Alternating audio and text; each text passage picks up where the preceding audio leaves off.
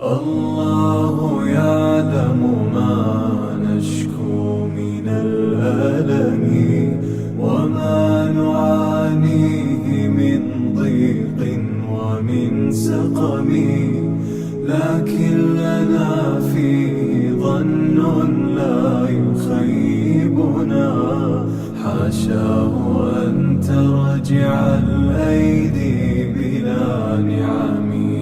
كم جاد من فضله قبل السؤال، وكم أعطى وأغنى بمحض الجود والكرم.